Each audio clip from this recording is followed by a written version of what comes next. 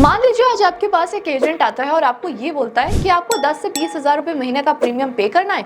इससे आपको life insurance cover भी मिल जाएगा और आपका जो पैसा है वो स्टॉक मार्केट में इन्वेस्ट कर आपको 20 से 25% तक के रिटर्न दिए जाएंगे।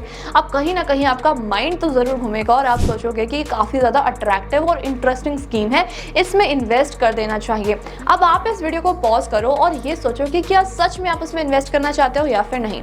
अब आपके माइंड ने अगर येस आंसर दिया है तो this video is for you, क्योंकि ऐसी स्कीम में फंसकर आप लाखों रुपए गवा सकते हो। ऐसा क्यों, बताती हूँ। इसके पीछे क्या रीजंस हैं, क्या एडवांटेजेस, क्या डिसएडवांटेजेस हैं, सब इस वीडियो में बताती हूँ। इस वीडियो को अंत तक जरूर देखना। और आगे बढ़ने से पहले अगर आप हमारे चैनल पर न्यू हो तो चैनल को सब्सक्राइब करना, बेल आइकन को प्रेस करना बिल्कुल भी मत भूलना।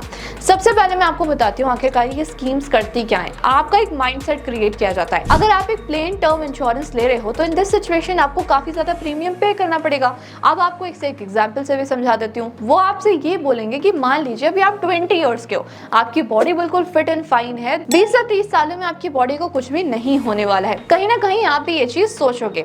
अब अगर आप एक टर्म इंश्योरेंस ले रहे हो, उसमें आप जितना भी प्रीमियम पे कर रहे हो वो आपको वापस तो नहीं मिलेगा और आपका पैसा चला जाएगा, ये आपको ये जरूर बोलेंगे। उसके बाद अगर आप इस तरीके की स्कीम में इन्वेस्ट करते हो तो आपका सारा पैसा आपको वापस भी मिलेगा और साथ में उस पैसे पे अच्छा रिटर्न भी मिलेगा। तो इस तरीके से आपको पागल बनाया जाता है और ये बोला जाता है कि इन स्कीम्स में आपको बेटर रिटर्न्स मिल सकते हैं। अब इसका रियलिटी चेक तो मैं आपको देती हूँ, लेकिन सबसे पहले मैं बात कर लेती हूँ कि मैं किस स्कीम की बात कर रही हूँ। मैं बात करी हूँ यूलिप्स यानी कि यूनिट लिंक्ड इंश्योरेंस प्लान की। अब बेसिकली इसमें कंपनीज ऑफर क्या करती हैं, आपको ये ऑफर करा जाता है कि आप जितना प्रीमियम पे कर रहे हो उसका स्मॉल पोर्शन तो आपका लाइफ इंश्योरेंस कवर में चला जाएगा और बाकी का जो बचा हुआ अमाउंट है वो स्टॉक मार्केट यानी कि म्यूचुअल फंड्स में इन्वेस्ट कर दिया जाएगा। अब इस स्कीम में इन्वेस्ट करने से पहले आपको जितने भी इंटरेस्ट रेट शो किए जाते हैं वो बिल्कुल डिफरेंट होते हैं रियल इंटरेस्ट रेट से। अब हम डिसएडवांटेजेस की तरफ बढ़े, लेकिन उससे पहले हम एडवांटेजेस भी जान लेते हैं, क्योंकि हर चीज के प्रोज एंड कॉन्स होते हैं तो हमें दोनों ही पता होने चाहिए। सबसे बड़ा एडवांटेज ये होता है कि आपको यहाँ पर लाइफ कवर मिल जाता है।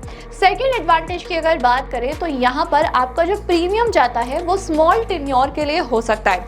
उसके बाद आपको ये बोलेंगे कि इतने टाइम तक ही आपको प्रीमियम पे करना है, उसके बाद आपको सारे एडवांटेजेस मिलते रहेंगे।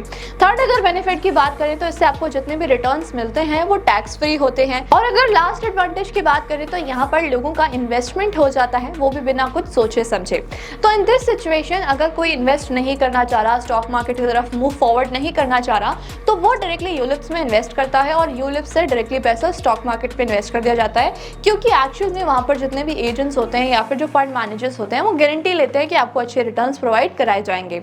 अब आते हैं डिसएडवांटेजेस के ऊपर और एक एक डिसएडवांटेज हम अच्छे तरीके से समझेंगे। अब अगर सबसे पहले डिसएडवांटेज की बात करें तो जिन लोगों को ये लगता है कि इस इंश्योरेंस पॉलिसी में या फिर इस स्कीम में आपको दोनों एडवांटेजेस दिए जाएंगे, लाइफ कवर भी दिया जाएगा और आपको रिटर्न्स भी मिलेंगे फ्रॉम म्यूचुअल फंड्स, तो ऐसा नहीं होता है। ये सबसे बड़ा रियलिटी चेक है सभी यूलिप इन्वेस्टर्स के लिए। अब बेसिकली कंपनीज क्या करती हैं, अब यहाँ पर इसे एक एग्जाम्पल से समझते हैं। मान लीजिए मिस्टर ए ने एक यूलिप स्कीम में इन्वेस्ट किया। अब मिस्टर ए को तो यही लग रहा है ना कि उनकी डेथ के बाद उनका जो पैसा है वो लाइफ इंश्योरेंस से भी उनको मिल जाएगा और म्यूचुअल फंड से भी मिल जाएगा।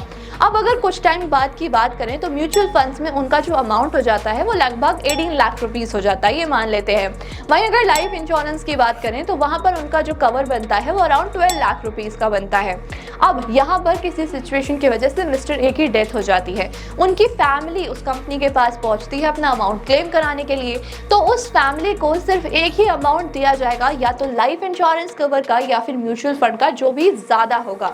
फॉर एग्जाम्पल अगर म्यूचुअल फंड यानी कि स्टॉक मार्केट में उनका पैसा ज्यादा इन्वेस्टेड है, 18 लाख रुपीस है, तो वही पैसा उनको दिया जाएगा, लाइफ इंश्योरेंस का कवर नहीं मिलेगा, यानी कि जो बचे हुए 12 लाख रुपए हैं वो गए। तो इस तरीके से जो कंपनीज होती हैं वो अपने इन्वेस्टर्स को पागल बनाती हैं। अब अगर नेक्स्ट डिसएडवांटेज की बात करें तो यहाँ पर आपको जो लाइफ कवर मिलता है वो बहुत ही ज्यादा कम मिलता है। अगर आप अपनी फैमिली के लिए 10 lakh rupees per annum earn कर रहे हो तो आपका जो इंश्योरेंस कवर है वो अराउंड 1 करोड़ का होना चाहिए। आई नो 1 करोड़ आपको बहुत ही ह्यूज अमाउंट लग रहा होगा सुनने में, बट जब एक ब्रेड अर्नर चला जाता है तो उसके फैमिली के लिए सर्वाइव करना बहुत ही ज्यादा डिफिकल्ट होता है। ये 1 करोड़ रुपीस उनके लिए सर्वाइवल के लिए भी बहुत ही ज्यादा कम होंगे। तो इस तरीके से आपका जो इंश्योरेंस कवर अमाउंट है वो 1 करोड़ तक होना ही चाहिए। अब अगर नेक्स्ट डिसएडवांटेज की बात करें तो यहाँ पर आपको काफी सारे चार्जेस पे करने पड़ते हैं।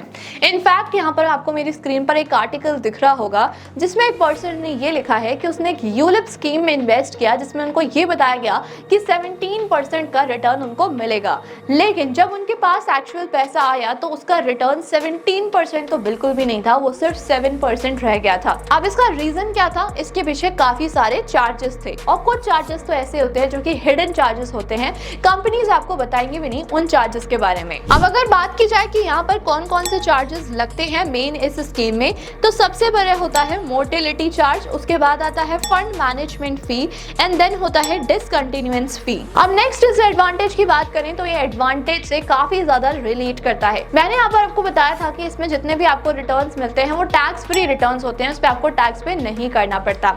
अब आप बोलोगे ये तो काफी अच्छा एडवांटेज है, अगर मैं म्यूचुअल फंड्स में इंडिविजुअली या फिर स्टॉक मार्केट में इन्वेस्ट करूंगा तो मुझे वहां पर long term capital gain tax या फिर short term capital gain tax पे करना पड़ेगा। अगर मैं यहाँ इन्वेस्ट कर रहा हूँ तो मेरा टैक्स भी बच जाएगा, लेकिन यहाँ पर एक बड़ा ट्विस्ट है, आपका टैक्स तभी फ्री किया जाता है जब आपका प्रीमियम अमाउंट 2.5 लाख रुपीस तक ही है। अगर आप इस स्कीम में 2.5 लाख रुपीस से ज्यादा का प्रीमियम पे कर रहे हो तो इन दिस सिचुएशन आपको जितने भी रिटर्न्स मिलने वाले हैं उसमें सारे टैक्सेस को चार्ज किया जाएगा। अब अगर नेक्स्ट डिसएडवांटेज की बात करें तो वो है लॉक इन और डिसकंटिन्यूएंस। बहुत बार ऐसा होता है कि हम अपने इन्वेस्टमेंट्स को प्रोसीड नहीं कर पाते, जैसे कि अगर मैं कोविड की सिचुएशन की बात करूं तो बहुत सारे लोगों ने अपने म्यूचुअल फंड्स में इन्वेस्टमेंट को बंद कर दिया होगा क्योंकि लोगों के अर्निंग सोर्सेज तक खत्म हो गए थे। तो इन दिस सिचुएशन अगर आप यूलिप में अपना जो पैसा है वो इन्वेस्ट करना बंद कर देते हो तो कहीं ना कहीं आपको बहुत बड़ा डिसएडवांटेज फेस करना पड़ेगा। सबसे पहले तो आपका जो लाइफ इंश्योरेंस कवर अमाउंट होगा उसे बिल्कुल ही खत्म कर दिया जाएगा। उसके बाद आपका जितना भी स्टॉक मार्केट में पैसा लगाया जा रहा होगा, म्यूचुअल फंड में पैसा लगाया जाएगा, उसे ट्रांसफर कर दिया जाएगा डिसकंटिन्यूड फंड में, जहां पर आपको सिर्फ 4% का रिटर्न मिलेगा। इससे बेटर तो अगर आप एफडी करा दो तो एफडी में भी आपको 8.5-9% का रिटर्न मिल सकता है अगर आप स्ट्रैटेजिकली अपनी एफडी कराओ तो यहाँ पर आपका जो बिल्कुल बेनिफिट होता है वो जीरो हो जाता है। हालांकि अगर मैं बात करूं म्यूचुअल फंड्स की तो वहां पर आप किसी भी सिचुएशन में अपना पैसा निकाल सकते हो। अगर मार्केट डाउन भी है और आपको इमरजेंसी की नीड है, आपको इमरजेंसी में पैसा चाहिए तो भी आप अपना पैसा निकाल सकते हो। तो सबसे बड़ी दिक्कत यहाँ पर लॉकिंग की और डिसकंटिन्यूड फंड्स की होती है। सो अब अगर लास्ट डिसएडवांटेज की बात करें तो लोग आपको मिसगाइड करते हैं और मिस सेल करते हैं इन प्रोडक्ट्स को। आपको यूजुअली ये बताया जाएगा कि किस तरीके से ये प्रोडक्ट्स इन्वेस्टमेंट प्रोडक्ट्स हैं और आपको साथ में लाइफ इंश्योरेंस भी मिल रहा है। अब अगर बात करें एजेंट्स की कि वो आपको एक्चुअल में ये सब सेल क्यों करना पसंद करते हैं, क्योंकि वो जितने ज्यादा प्रोडक्ट सेल करते हैं उतना ज्यादा उनको हाई कमीशन मिलता है। तो इस तरीके से स्कीम्स को मैनिपुलेट किया जाता है और आपको सेल किया जाता है। आई होप आपको एक क्लैरिटी मिली होगी कि क्यों इस इन्वेस्टमेंट स्कीम से आपको दूर रहना चाहिए, जिससे आप अपने पैसों को बचा सकें। अगर आप चाहें तो आप इंडिविजुअल टर्म इंश्योरेंस खरीद सकते हैं एंड देन इंडिविजुअली आप म्यूचुअल फंड्स में इन्वेस्ट कर सकते हो। लेकिन अगर मैं बात करूं टर्म इंश्योरेंस की तो वहां पर आपको बहुत ही कम प्रीमियम के साथ अच्छा कवर अमाउंट मिल सकता है और म्यूचुअल फंड्स में आप इंडिविजुअली ज्यादा रिटर्न्स कमा सकते हो। इन सारे चार्जेस से भी आप बच जाओगे, जिससे आपको एक्चुअल रिटर्न्स मिल पाएंगे। इस वीडियो को जितना हो सके उतना शेयर कर देना टू स्प्रेड द अवेयरनेस, और अगर आपने इसमें इन्वेस्ट किया हुआ है कमेंट करके जरूर बताना और साथ में ये भी बताना कि आपको ये स्कीम कैसी लगती है। और ऐसे इन्फॉर्मेटिव वीडियोस के लिए हमारे चैनल को सब्सक्राइब करना, बेल आइकन को प्रेस करना बिल्कुल भी मत भूलना। Thank you so much.